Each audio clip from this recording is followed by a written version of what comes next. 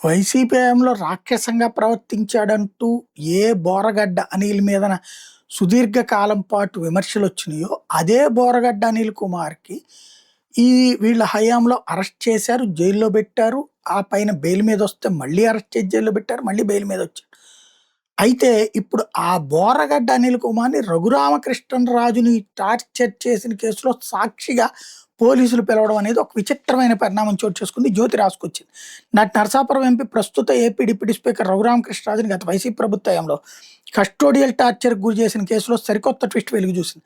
రఘురామకృష్ణరాజుపై CID అధికారులు నమోదు చేసిన కేసులో రౌడీ షీటర్ బోరుగడ్డ అనిల్‌ను సాక్షిగా పేర్కొన్నారు.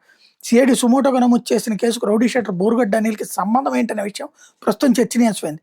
అప్పట్లో జగన్‌కి, వైసీపీకి అనుకూలంగా సోషల్ మీడియాలో నోరు పారేసుకుంటూ ప్రముఖ నాయకుల్ని సైతం దారుణంగా మాట్లాడిన బోరుగడ్డ అనిల్‌ని ఆ కేసులో సాక్షిగా ఎందుకు పెట్టారనే దాని మీద దర్యాప్తు చేసేందుకు అధికారులు రంగం సిద్ధం చేశారు.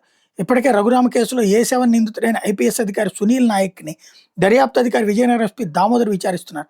ఆయన హైకోర్టులో దాఖలు చేసిన ముందస్తు బెయిల్ పిటిషన్ మీద కేసును ఏప్రిల్ 6కి హైకోర్టు వాయిదా వేసింది. అయితే విచారణ అధికారి ఎప్పుడు పిలిస్తే అప్పుడు ఆయన విచారణకు హాజరు కావాలంటూ కూడా హైకోర్టు సునీల్ నాయక్‌ని ఆదేశించింది. ఈ నేపథ్యంలో రఘురామకృష్ణరాజుపై సీఐడీ నమోదు చేసిన కేసులో నిందితుడైన రౌడీ షీటర్ బోరుగడ్డ అనిల్‌ని, అదేవిధంగా కేసులో ఫిర్యాదు అయిన సునీల్ నాయక్‌ని కలిపి విచారించాలని దామోదర్ నిర్ణయించారు. ఈ మేరకు ఏప్రిల్ 4న విజయనగరంలోని పోలీసు కార్యాలయంలో విచారణకు హాజరు కావాల్సిందిగా నిందితుడైన ఐపీఎస్ సునీల్ నాయక్‌కి అలాగే రౌడీ షీటర్ బోరుగడ్డ అనిల్‌కి ఎస్పీ దామోదర్ మంగళవారం నోటీసులు జారీ చేశారు. అయితే బెయిల్‌పై విడుదలైన అనిల్ అప్పటి నుండి అజ్ఞాతంలోనే ఉంటున్నారని రాసుకొచ్చారు.